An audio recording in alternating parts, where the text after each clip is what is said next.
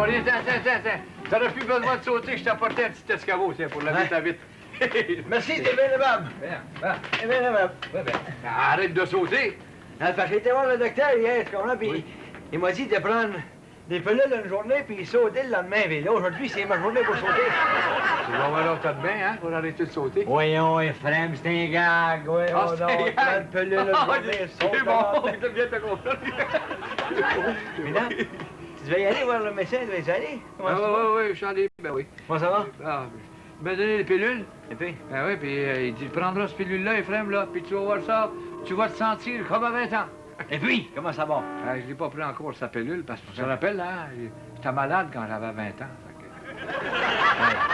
Mais aujourd'hui, là, comment ça va aujourd'hui? Oh, très bien, très bien. Donne-moi l'autre, hein, je vais voir la Non, non. Donne-moi, ça me fait plaisir de te rendre service. T'es bien gentil, puis t'es bien charitable. Oh, en parlant de charitable, ça me rappelle une histoire bonne. Oui. T'es un pauvre qui tue, un mendiant, tu comprends, il frappe à la porte, et puis le bonhomme il répond, puis il dit, monsieur, donnez-vous la charité, un pauvre mendiant qui n'a pas mangé de goût là. Et qui tue les mendiants, là, par la porte en arrière, en là-bas, puis je ferme la porte. Le gars, il fait le grand tour de la maison, puis il s'en va frapper à la porte en arrière. Il cogne. Monsieur, donnez-vous la charité? Le gars, non, moi, je donne pas la charité à personne, c'est tout. Puis il ferme la porte. Et là, il rouvre la porte, puis il dit, vous auriez pu me donner ça par la porte en avant?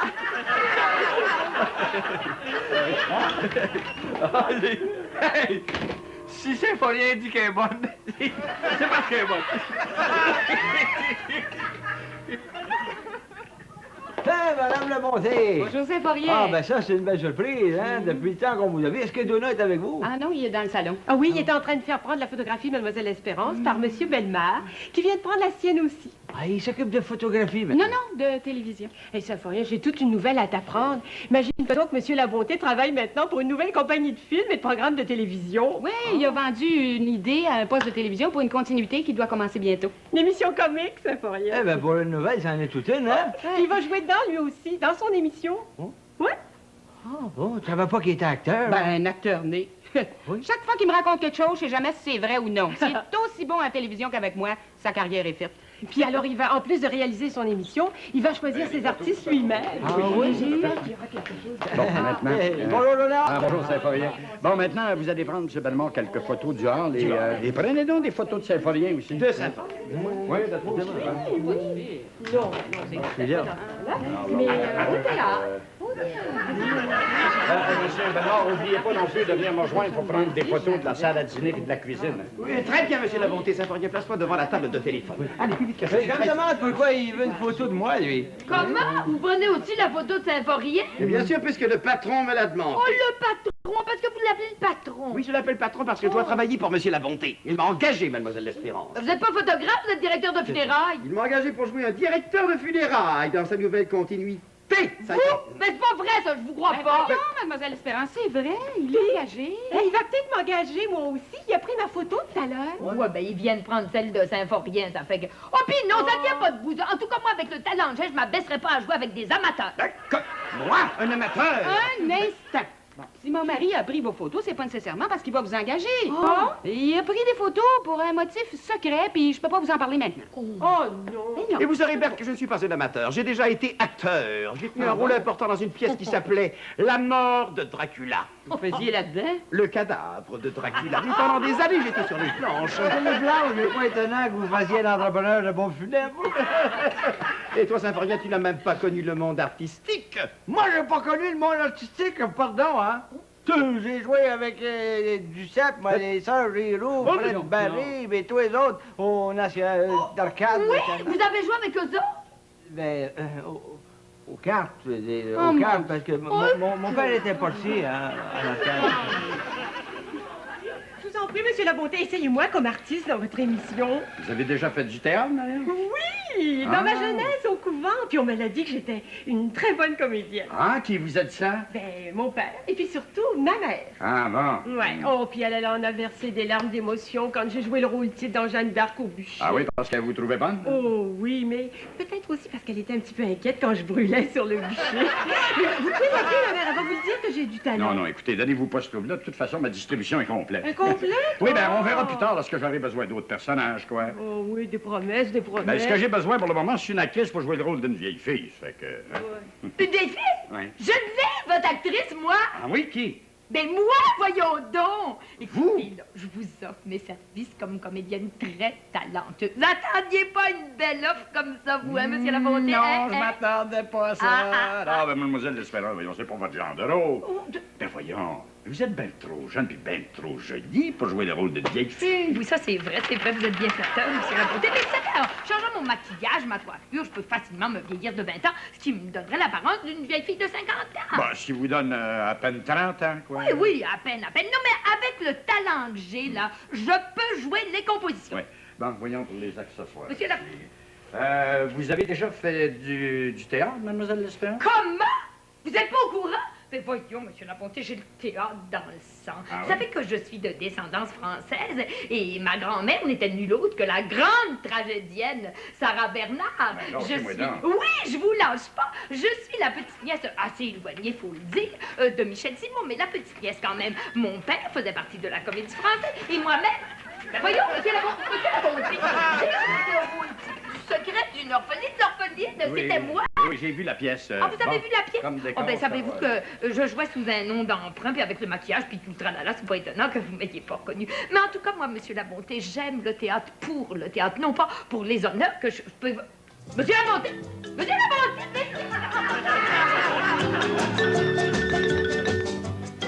Je viens juste de finir, Symphorien. Merci, Ephraim. Merci. Hey, sais-tu ce que je fais de ce temps-là, Ephraim? Non. Achète des timbres. À date, j'en ai pour 50$, au moins. Pourquoi?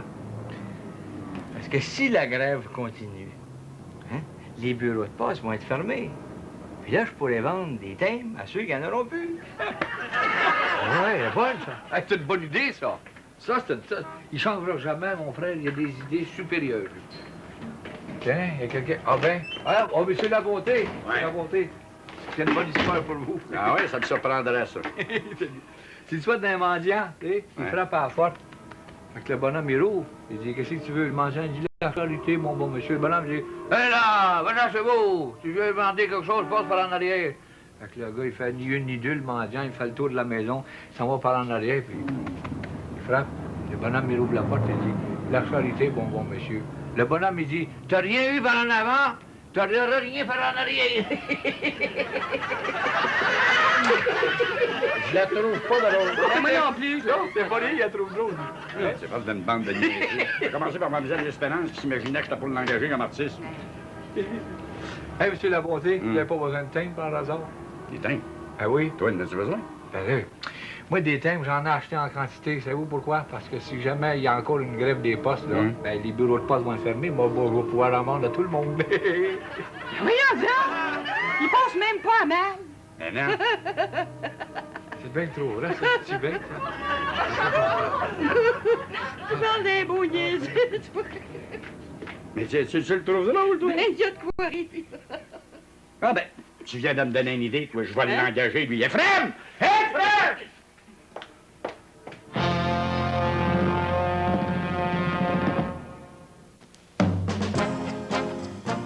Le comédien s'en va.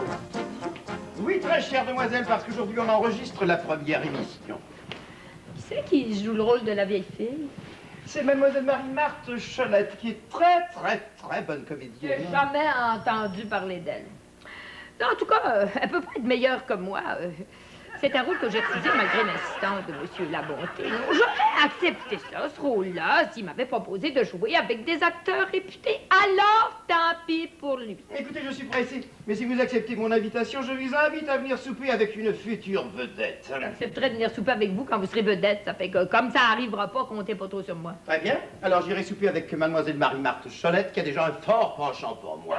Ces actrices-là, ça sort avec n'importe qui. Et elle me plaît, car je dois admettre que sur le plateau déguisé en vieille fille, elle vous ressemble, Berthe. Mais tu le dis, là? Au revoir, mademoiselle Espérance. Un jour, vous me demandez mon autographe. Oh, ben, il y en a du tout. Pas si j'ai l'apparence d'une vieille fille. Oh, mon Rob, Non, je suis pressé. Ma constitution, non, elle va des mourante. Il l'aurait aimé, pourtant. T'es là de côté. T'es là, il se prend pour une vedette. Je suis pressé, je m'en vais au studio. J'ai une histoire, non, j'ai une histoire. Ah oui, drôle. t'as l'histoire, conte-moi là, je les collectionne. Beethoven, quand il est mort, ils l'ont installé dans un caveau avec son piano, parce que c'était ses dernières volontés. Il y a un gars qui passe dans le cimetière, à un moment donné, il écoute ça. T'avais Beethoven qui était en train de jouer sa 9e symphonie.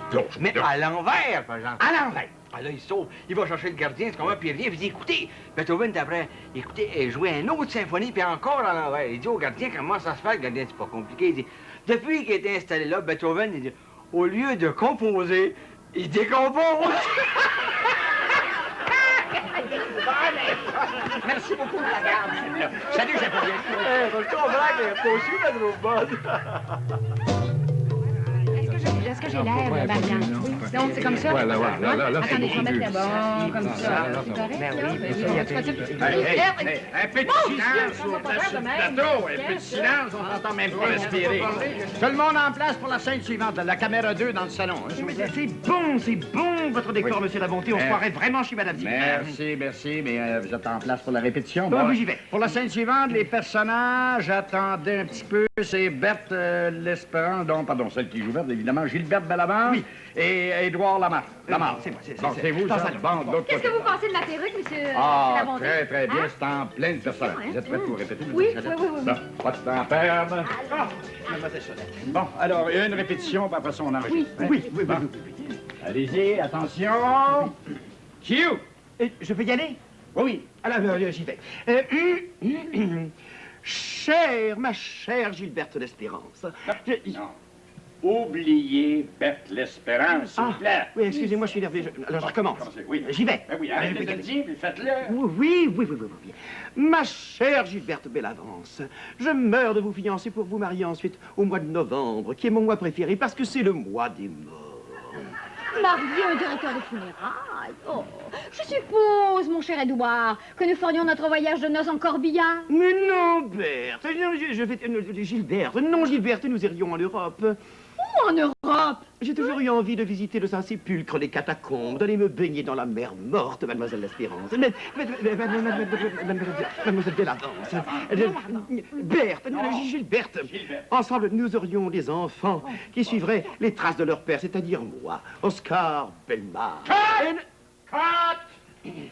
Non, écoutez. Dans l'émission. Oui. Le nom est de Mademoiselle Gilberte Bellavance, non pas Berthe l'Espérance. Oui, Et le vôtre n'est pas Oscar Bellemare, mais Édouard Lamarre. Oui. Non, break pour tout le monde, on recommencera ça après le lunch. Mais, écoutez, profitez-en pour apprendre votre texte, hein, Monsieur Lamarre? Oui. Bellemare, excusez-moi. C'est-tu possible, c'est ça? Vous dites Sophie à des amateurs. Mademoiselle Cholette, attendez-moi, mademoiselle Cholette. Mademoiselle Cholette, est-ce que vous voulez dîner avec moi? Pour la 100e fois. Non, monsieur Bellemare. Oh, que vous êtes donc persistant. À part ça, à toutes les répétitions, vous m'avez appelé l'Espérance, alors que mon nom, c'est Bellavance. Vous me faites tellement penser à elle. Si vous l'avez tant dans la tête, invitez-la donc à dîner, votre espèce de vieille fille. Oh. Elle me plaît, cette femme, parce que même en dehors du plateau, elle a le même caractère que ma Berthe l'Espérance. L'enregistrement s'est déroulé à merveille, ma chère Berthe. On n'a recommencé aucune scène à cause de moi. On m'a même dit que j'avais du talent, beaucoup de talent. Votre actrice, là, Marie-Marthe, comment, Cholette, là? Elle m'a dit que j'avais été formidable. Vous savez ce qu'elle m'a dit au cours de notre souper? Parle pas de votre souper, je me demande si elle a été bonne dans l'émission. Mais tout comme moi, elle a été extraordinaire. Extraordinaire. Et lui qui le dit, oh, j'ai bien hâte de voir ça, cette émission-là, moi. Vous asseoir, ça pas rien, l'émission de Donald la Bonté commence dans quelques instants. Moi, là. j'ai confiance en donnant la bonté. Ah, si seulement il m'avait engagé. J'ai bien hâte de voir la Marie-Marthe Cholette, là, dans le rôle de la vieille fille. Hey, ça commence! Mon Dieu, mais c'est notre hall, puis c'est notre porte d'entrée! C'est normal, j'ai permis à monsieur La Bonté de photographier le hall pour l'inspirer pour ses décors. Ah, bon. Paraît vrai, hein? Oui.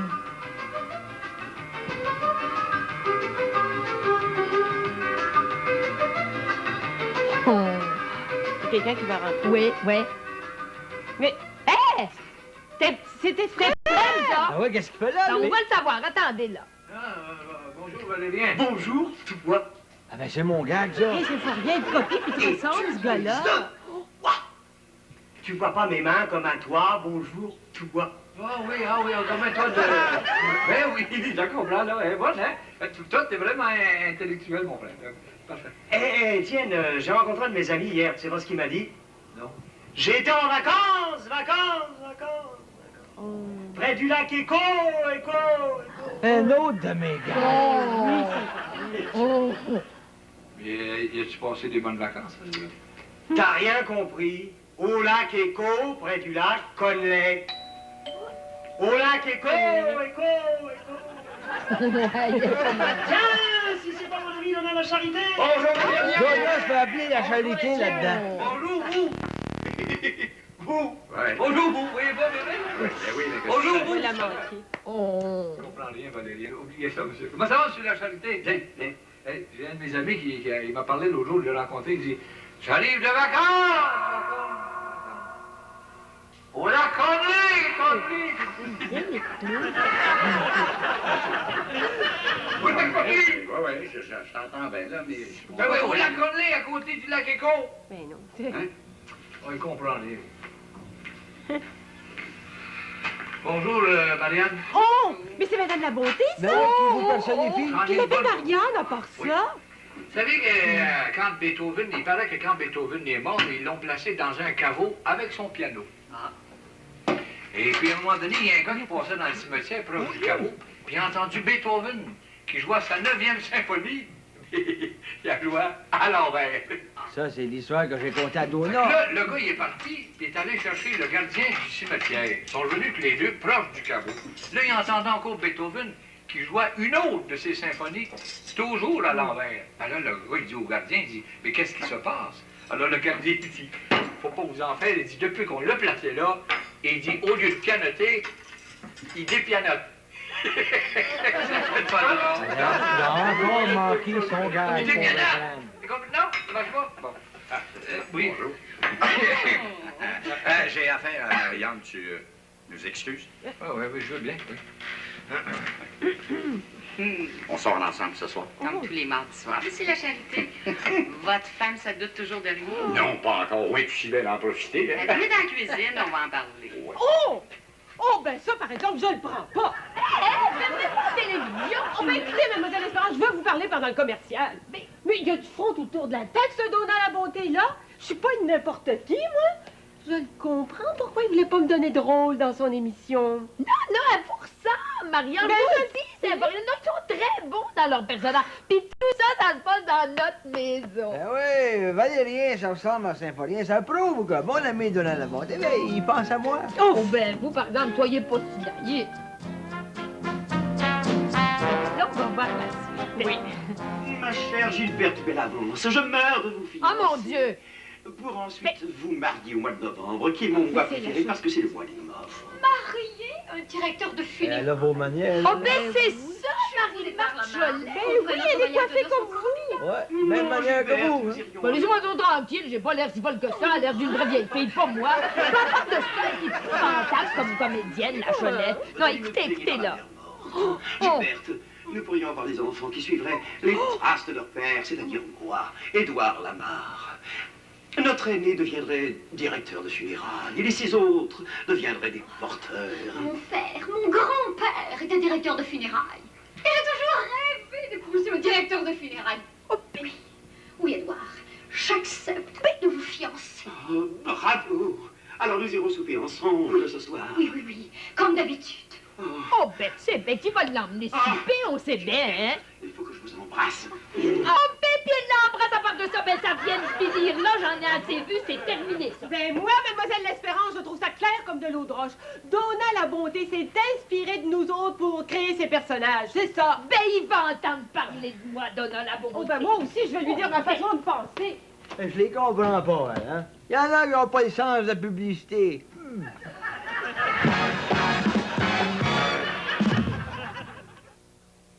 Et vous pensez pensez que vous allez vous en tirer de même, monsieur Labonté. Vous vous trompez. Je vous ai laissé photographier la maison, mais quand vous preniez nos photos, je pensais jamais que vous serviriez nous autres pour créer vos personnages. Écoute donc, tant qu'à y être, votre Marianne, vous auriez pu l'appeler Marianne. Elle avait la même coiffure puis le même uniforme que moi. Je suis pas une n'importe qui. Je ne comprends pourquoi vous n'avez pas voulu me laisser jouer dans votre émission. Oui, mais écoutez, moi, je vois pas pourquoi vous vous en faites si vous ressemblez à mes personnages. C'est un pur hasard. Oui, c'est une coïncidence, croyez-le. Non, pas de coïncidence là-dedans. Marie-Ange puis Marianne, là... Plaignez-vous à l'auteur, c'est pas moi qui ai écrit les textes. Oui, mais pour écrire ces textes-là, je me suis fié à tes idées, à tes suggestions. Oh, baissez-vous, Marcel Gamache. Ben, laissez-moi vous dire que comme auteur, vous manquez d'imagination. Ah, ça, j'en sais quelque chose. Ben vous, là, j'ai jamais aimé ce que vous avez fait dans le passé. J'aime encore moins ce que vous faites aujourd'hui. Puis moi, avoir été comédienne, j'aurais jamais accepté de jouer dans vos émissions. Merci. Oui. Moi non plus, OK? Parce que tous vos personnages, vous en faites des niaiseux. Moi, je suis une comédienne. Demandez-moi jamais de jouer pour vous. Ma réponse, ça va être non. Je vais m'en rappeler, mademoiselle. Puis tout ce que vous écrivez, c'est pas bon. Venez-vous-en, Marie-Ange. Venez-vous-en, on va aller voir le gérant du poste. Puis c'est pas fini. Puis vous apprendrez qu'on joue pas avec la vie privée de toute jeune fille. Venez. Non, c'est pas de ta faute, là. Non, c'est pas de... C'est de ta faute à toi, Gamache. M'a tutoyé comme tu vas en prendre écrire, le vieux niaiseux. C'est pas facile de plaire à tout le monde, Donna. Ben non, mettons, je le plains à quelques-uns de temps en temps. C'est de ta faute. T'as pas écrit, ça l'ont dit. Symphorien, Voilà. toi, je t'en veux. Tu m'en veux, pourquoi? Ouais, mademoiselle L'Espérance et Marie-Ange sont allés voir le gérant du poste. Puis après avoir gueulé puis tempêté à le goût, là, ben, le gérant a décidé de canceller mon émission. Oh non. Parce qu'il paraît que mes idées puis le texte de l'auteur, là, c'était sujet à poursuite pour libelle diffamatoire. Puis ça, c'est de ta faute. Comment ça, de ma faute? De ta faute, parce que tu m'avais pas suggéré de prendre mes idées de décor ici, j'aurais jamais eu l'idée d'engager une bande de susceptibles et de niaiseux comme eux autres. Non, mais Donna, prends pas ça de main. Donna! Ah, toi, l'auteur. Je voulais lui parler à Donna. Je voulais lui demander de me trouver une suggestion bien originale là, pour la chute d'une émission pour le jour de l'an. Pour le jour de l'an, c'est ça que je cherchais. Gamache, c'est de ta faute si mon ami Donna a perdu son émission. Je te revois pas avant le jour de l'an. Je te souhaite même pas une bonne et heureuse année. Une bonne et heureuse année. Voilà la chute que je cherchais. Une bonne et heureuse année. Merci, Saint-Claude. Merci. Ah, lui, il est pas brillant. Je comprends pourquoi il fait passer mon frère Ephraim pour un niaiseux.